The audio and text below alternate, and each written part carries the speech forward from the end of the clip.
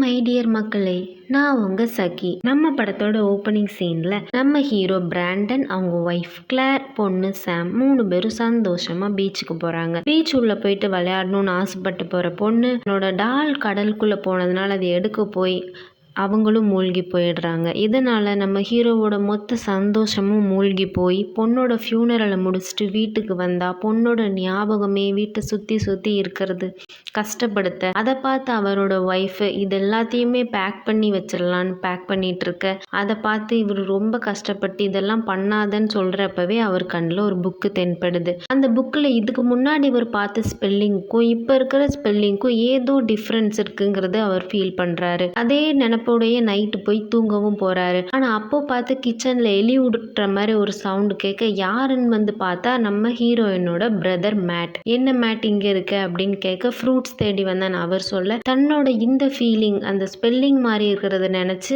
அவர் இவர்கிட்ட ஷேர் பண்ணிட்டு இருக்காரு. பிராண்டனும் மேட்டும் சாம் ரூமில் கிடச்ச புக்கை பற்றி டிஸ்கஸ் பண்ணுறப்ப மேட் சொல்கிறான், நீ சொன்ன ஸ்பெல்லிங்கே தான் நானும் என் மைண்டில் நினச்சிருந்தேன், ஆனால் புக்கில் வேறு மாதிரி பிரிண்ட் ஆகிருக்கே எப்படி அப்படின்னு. பிராண்டனுக்கு ஒன்றுமே புரியலை எதனால் அப்படின்னு. என்னன்னு தெரிஞ்சுக்காம தூக்கமே வராது அவன் கூகுளில் போயிட்டு சர்ச் பண்ணி பார்க்குறப்ப தெரியுது இது மண்டேல எஃபெக்ட்னு. ஒரு விஷயம் இப்படித்தான் நம்ம மைண்டில் நம்ம நம்புவோம், ஆனால் அது உண்மையில் வேறு மாதிரி தான் இருக்கும்னு. இதை பற்றி தான் ஃப்ரெண்ட் கிட்ட, சர்ச் ஃபாதர் கிட்ட எல்லார்கிட்டையும் டிஸ்கஸ் பண்ணி ரொம்பவே கன்ஃபியூஸ் ஆகுறான். ஒரு நாள் மார்னிங் எந்திரிச்சு வந்து பார்க்கும்போது ஃப்ரிட்ஜில் ஃபேமிலி ஃபோட்டோஸ்லாம் ஸ்டிக் பண்ணியிருக்கு. அதில் ஃபோட்டோஸில் பார்க்கும்போது அந்த பிளேஸ்க்கெலாம் அவன் போன மாதிரியே அவனுக்கு ஞாபகம் இல்லை. இதை பற்றி ஒய்ஃப் கிட்ட கேட்குறான். பட் அவங்க கிச்சன் ஒர்க்கில் பிஸியாக இருக்கேன் அப்படின்னு சொல்லிடுறாங்க. ரொம்ப கன்ஃபியூஷனில் அப்படியே குழம்பி போய் நிற்கிறான் நம்ம பிராண்டன்.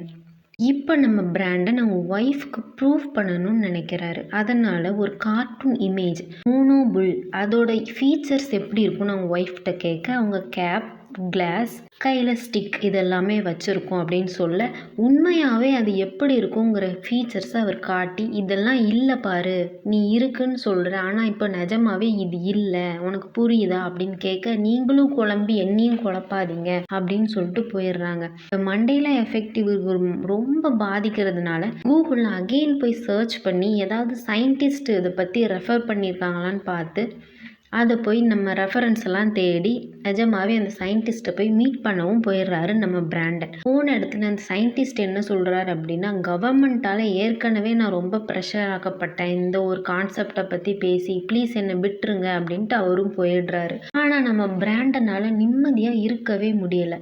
அகெயின் அந்த சயின்டிஸ்ட்டை போய் மீட் பண்ணி இவரோட நிலைமையெல்லாம் எடுத்து சொல்லவும் அவரும் ஒத்துக்கிட்டு அதை பற்றி எக்ஸ்பிளைன் பண்ண ஆரம்பிக்கிறாரு. செகண்ட் வேர்ல்டு அப்படின்னு ஒன்று இருக்கிறதாகவும், குவாண்டம் கம்ப்யூட்டர் அப்படிங்கிற ஒரு கம்ப்யூட்டர் மூலியமாக கோட்ஸ் கிரியேட் பண்ணி அந்த செகண்ட் வேர்ல்டில் உள்ளவங்களை வர வைக்கிற முடியும் அப்படிங்கிற மாதிரி ஒரு கான்செப்டை நம்ம பிராண்டனுக்கு அந்த சயின்டிஸ்ட் சொல்லி கொடுக்குறாரு. நம்ம பிராண்டன் ஒரு கேமர் அப்படிங்கிறதுனால கோட்ஸ் போடுறதுல அவர் கில்லாடி.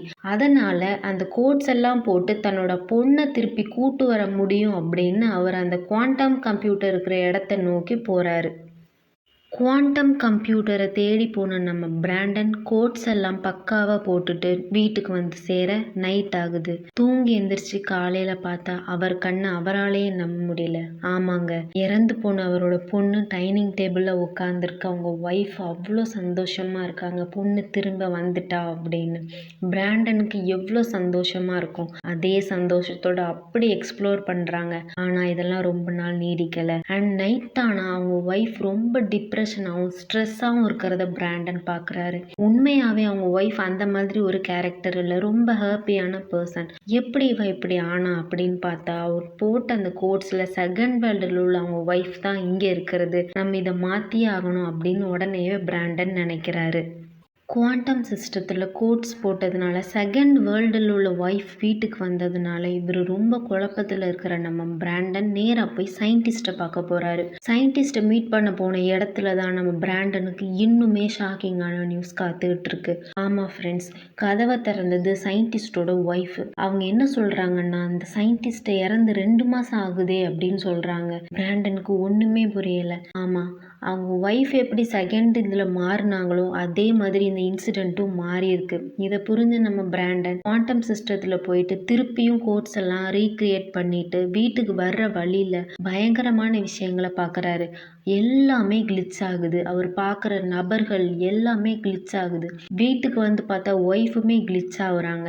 இப்படியே பிளாக் அவுட் ஆகி அதுக்கப்புறம் ஓப்பன் ஆகுற இன்னொரு சீன் என்னன்னா வேர்ல்டு ரீஸ்டார்ட் ஆகுறது தான். ஆமாம் ஃப்ரெண்ட்ஸ், வேர்ல்டு ரீஸ்டார்ட் ஆகி ஃபர்ஸ்ட் இந்த ஃபேமிலி எவ்வளோ சந்தோஷமாக பீச்சுக்கு போனாங்களோ அதே சீனில் மறுபடியும் உலகம் தொடங்குது. இந்த தடவை பிராண்டன் புத்திசாலித்தனமாக அவங்க பொண்ணுக்கிட்ட இருந்து அந்த பொம்மையை கையில் வாங்கிக்கிறாரு. அவங்க பொண்ணு இறப்ப தடுத்துட்டாரு. இப்படி இந்த கதை சந்தோஷமா முடியுது. எப்படி வித்தியாசமா படம் பிடிச்சிருக்கா? இந்த மாதிரி வித்தியாசமான படங்கள் நீங்க கேட்கணும்னு ஆசைப்படுறீங்கன்னா இது உங்க தியேட்டரை கண்டிப்பா சப்ஸ்கிரைப் பண்ணுங்க. நான் உங்கள் சகி.